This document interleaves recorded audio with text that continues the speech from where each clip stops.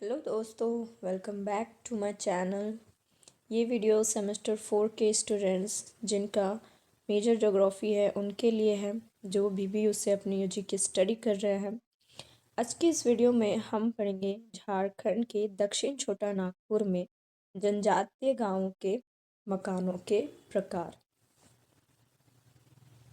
तो चलिए शुरू करते हैं।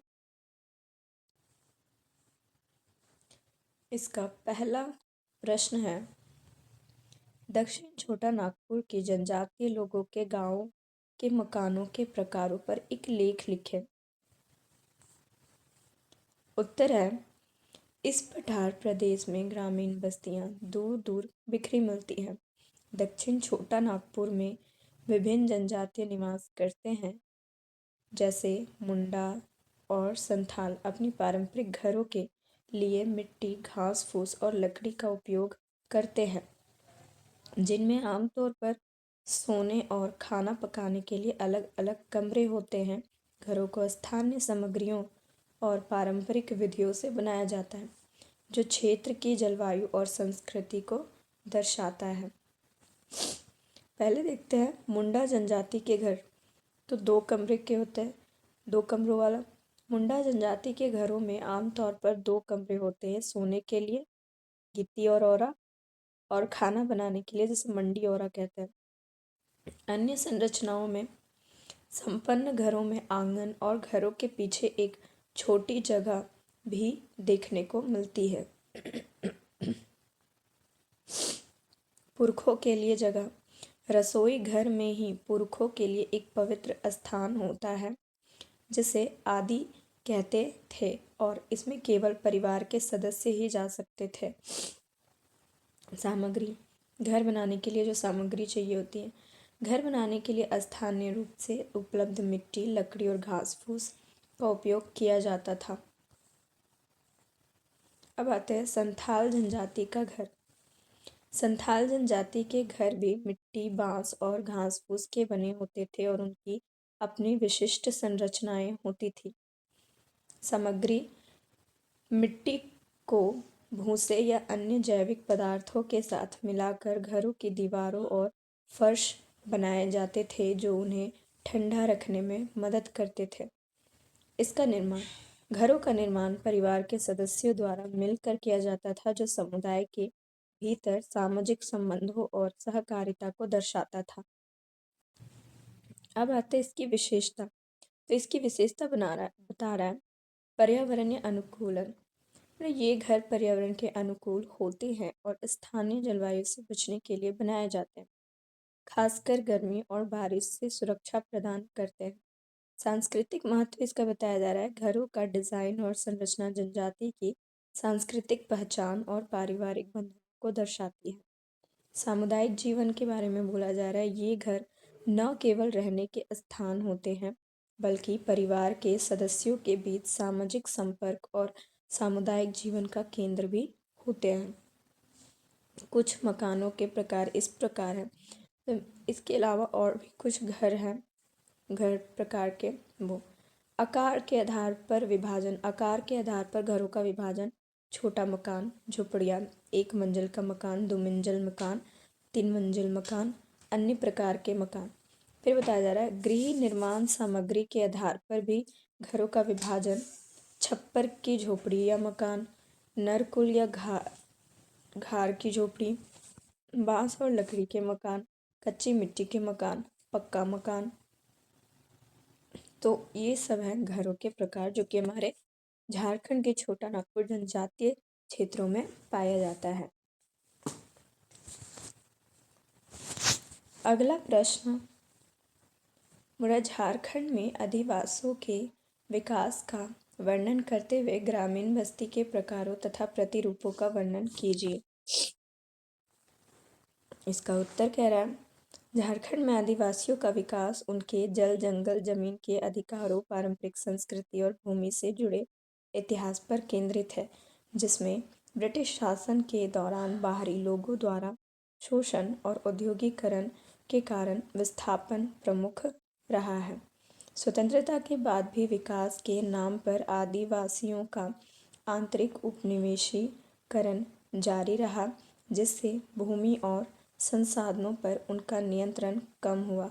हाल ही है झारखंड सरकार ने 1932 के खतियान भूमि रिकॉर्ड को आधार बनाकर एक नई अधिवास नीति लागू की है, जिसका उद्देश्य बाहरी प्रवासियों से मुकाबला करके आदिवासी व मूल निवासियों के अधिकारों की रक्षा करना और उनका विकास सुनिश्चित करना है। दक्षिण छोटा नागपुर में ग्रामीण बस्तियां दूर दूर बिखरी हुई मिलती हैं। सघन बस्तियां निचली दामोदर घाटी में पाई जाती हैं। हजारीबाग तथा रांची के पठार पर सघन व अर्ध सघन बस्तियां पाई जाती हैं। संथाल परगना में प्रकीर्ण अथवा अर्ध तिरछी बस्तियां मिलती है। उत्तरी कोयल बेसिन में सघन बस्तियां पाई जाती है। संपूर्ण रूप में यह पठार बिखरी पूर्वा प्रकार की बस्तियों की अधिकता रखता है। अब आगे कह रहा है, झारखंड के दक्षिण छोटा नागपुर के क्षेत्र में विभिन्न प्रकार की बस्तियां पाई जाती है। तो देखते हैं किस प्रकार की बस्तियां पाई जाती हैं। तो रेखीय पंक्तिनुमा सड़काकार, इस प्रकार के गांव बहुधा किसी सड़क के दोनों ओर नदियों के ऊंचे उठे भागों के किनारे में बसे होते हैं। इसमें मकाने पास पास सटे होते हैं और उनके दरवाजे एक ही ओर सड़कों की ओर खुलते हैं। इस प्रकार के गांव दामोदर घाटी में पाए जाते हैं। अब दूसरा प्रकार है बहुमुखी अथवा अर्य या त्रिज्याकार। बोले इसमें मकान पहाड़ी के सहारे सहारे बनाए जाते हैं, जो चौराहों पर जाकर मिल जाती है। इनकी गलियां केंद्र की ओर संकरी होती जाती है। चौराहों की गांव का केंद्र होता है। इस प्रकार के गांव झारखंड के प्रत्येक जिले में मिलते हैं। अगला है वृत्ताकार अथवा मकड़ी जाल स्वरूप वाली बस्तियां। बोला जा रहा है इस प्रकार के गांव सामान्यतः किसी झील, तालाब या वट वृक्ष के चारों ओर बसे होते हैं। ऐसे गांव मुख्यतः दो प्रकार के होते हैं। पहला होता है नाभिकीय गांव। इसके केंद्र में गांव की नींव डालने वाले मुखिया का घर होता है। दूसरा है निहारकीय गांव। इसके केंद्र में तालाब, चबूतरा या पंचायती घर आदि होते हैं, जहां गांव के लोग सामूहिक रूप से सामाजिक उत्सव, नृत्य, गायन, नाटक अथवा सभाएं करते हैं और जहां मेले भी लगते हैं। फिर है अर्धवृत्ताकार स्वरूप। इसमें बोल रहा है कि इस प्रकार के गांव प्रायः अर्धवृत्ताकार रूप से में नदी के मोड़ों के किनारे बसे पाए जाते हैं। फिर है चौक पट्टी या चौराहों पर बने गांव। इस प्रकार के गांव दो सड़कों के मिलन अथवा चौराहों पर बसने पर आरंभ होते हैं। अगला है अनियमित या अनाकार गांव। इस प्रकार के गांव छोटा नागपुर के पठार पर पाए जाते हैं। अगला प्रकार का गांव है आयताकार या वर्गाकार गांव। आयताकार गांव मैदानी भागों तथा मरुस्थलीय क्षेत्रों में पाए जाते हैं। तालाब के निकट बने चौकोर गांव को परकुट्टा कहते हैं। इस प्रकार के गांव की गलियां एक दूसरे का समकोण पर काटती है। अगला है सीढ़े के आकार के गांव। इस प्रकार के गांव पर्वत श्रेणियों, नदियों की घाटियों में ढाल के मुख्य भागों में पाए जाते हैं। इन गांवों के ऊपर और नीचे दोनों ओर सीढ़ीदार खेतें होती हैं। नागपुर के पठार के पहाड़ी ढालों पर पाए जाते हैं। अगला कह रहा है मधुमक्खी के छत्तों के आकार के गांव। मतलब ऐसे गांव के मकान में उल्टी टोकरियों की भांति होती है। झोपड़ियाँ गोल दायरे में होती है, जिनमें एक ही द्वार घेरे के केंद्र की ओर होता है।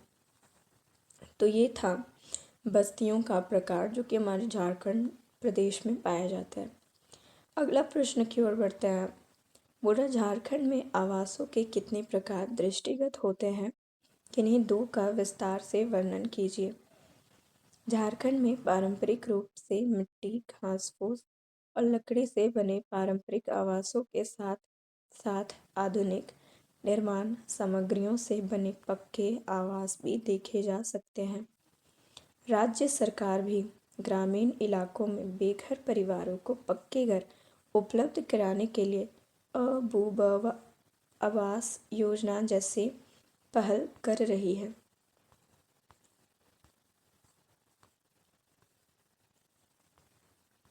जिसमें है पारंपरिक आवास।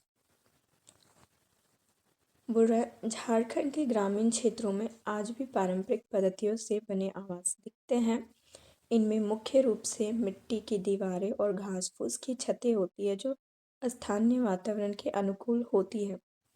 पक्के आवास में बढ़ती जनसंख्या के साथ अब ईंट सीमेंट और अन्य आधुनिक निर्माण सामग्रियों से बने पक्के आवासों की संख्या बढ़ रही है। अगला प्रश्न है, उत्तरी छोटा नागपुर एवं दक्षिणी छोटा नागपुर के आवास के प्रतिरूपों का तुलनात्मक अध्ययन प्रस्तुत कीजिए। उत्तर है, उत्तरी छोटा नागपुर और दक्षिणी छोटा नागपुर में कोई विशेष अंतर नहीं है क्योंकि छोटा नागपुर ही एक क्षेत्र है। हालांकि दोनों के आवासीय प्रतिरूपों में भूवैज्ञानिक बनावट, खनिज संपदा संसाधन और आर्थिक गतिविधियों में भिन्नता के आधार पर कुछ परिवर्तन हो सकते हैं। उत्तरी भाग अधिक विस्तृत है और संभवतः शहरीकरण से प्रभावित है, जबकि दक्षिणी भाग जनजातीय आबादी और प्राकृतिक सौंदर्य से समृद्ध है। उत्तरी छोटा नागपुर एवं दक्षिणी छोटा नागपुर के आवासीय प्रतिरूपों में सामान्य अंतर निम्न है। तो कौन से अंतर हैं? पहला अंतर है आर्थिक और औद्योगिक गतिविधियां। तो उत्तरी छोटा नागपुर में बोल रहा है, यह क्षेत्र खनिज संसाधन विशेषकर कोयला और लौह अयस्क के लिए जाना जाता है। यहाँ औद्योगिक अधिक होने के कारण शहरीकरण को बढ़ावा मिला है और कृषि के साथ साथ उद्योग भी आवासीय प्रतिरूप का एक महत्वपूर्ण हिस्सा है। दक्षिणी छोटा नागपुर में कह रहा है, यहाँ खनन के अलावा प्राकृतिक वन और पर्वतीय क्षेत्र भी है। आर्थिक रूप से जनजातीय समुदाय कृषि, पशुपालन और वनोपज पर निर्भर करता है। अगला है सांस्कृतिक और सामाजिक संरचना। तो उत्तरी छोटा नागपुर में बोल रहा है, औद्योगिकरण और शहरीकरण के कारण यहाँ मिश्रित सामाजिक संरचना देखने को मिलती है। दक्षिण छोटा नागपुर में कह रहा है, यह क्षेत्र जनजातीय संस्कृति से गहराई से जुड़ी हुई है। यहाँ के आवासीय प्रतिरूप पारंपरिक और सामुदायिक जीवन शैली को दर्शाते हैं। अगला है पर्यावरणीय कारक। उत्तरी छोटा नागपुर के बारे में कह रहा है कि औद्योगिक गतिविधियों के कारण प्रदूषण का स्तर अधिक हो सकता है। दक्षिण छोटा नागपुर में कह रहा है, यह क्षेत्र अपनी प्राकृतिक सुंदरता और वनों के लिए जाना जाता है जो आवासीय प्रतिरूप को प्रभावित करता है। तो ये था दक्षिण छोटा नागपुर और उत्तरी छोटा नागपुर का सामान्य अंतर। अब अगले प्रश्न की ओर देखते हैं, दक्षिण छोटा नागपुर के जनजातीय गांव की प्रमुख विशेषता क्या है? तो दक्षिण छोटा नागपुर के जनजातियों के जो गांव है उनकी विशेषता क्या है? तो निम्न विशेषता है। कह रहे दक्षिण छोटा नागपुर के गांव बहुत पुराने हैं, ये जनजातीय संस्कृति के मूल आधार माने जाते हैं।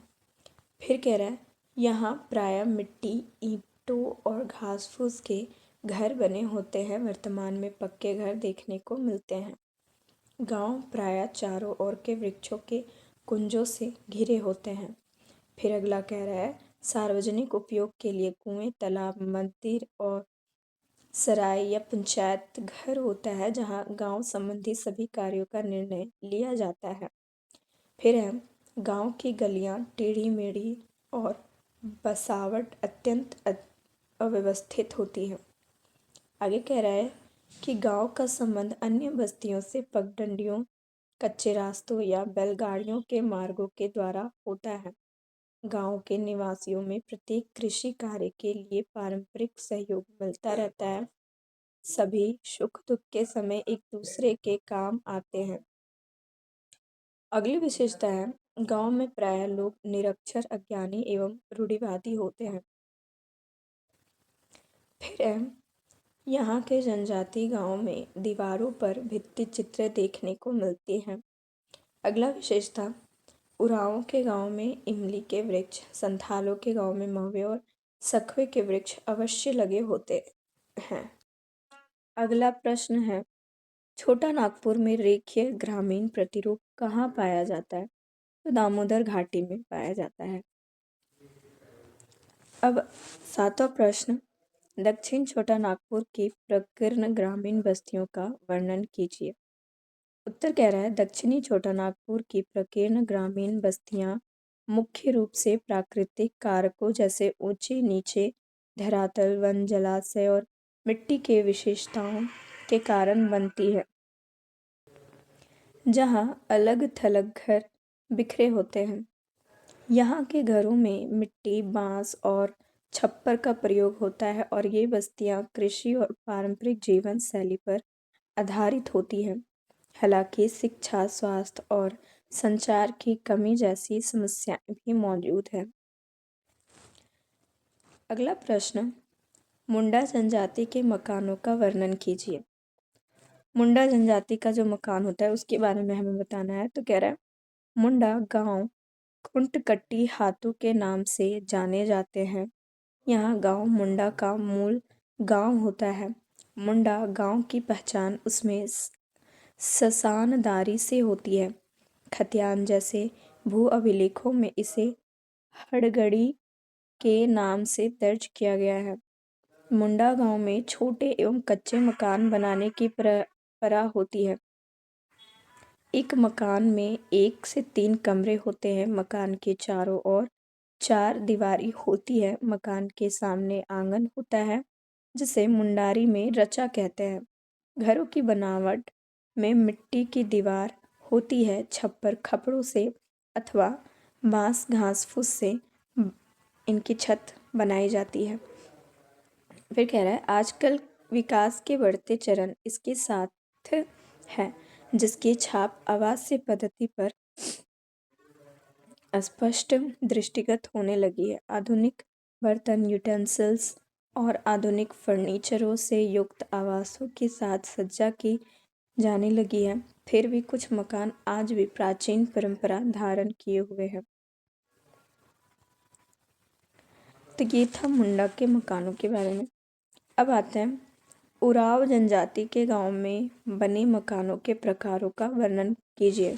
जहाँ पे उराव जनजाति रहती है वहाँ पे गांव के बारे में वर्णन करना है, गांव के मकानों के बारे में वर्णन करना है।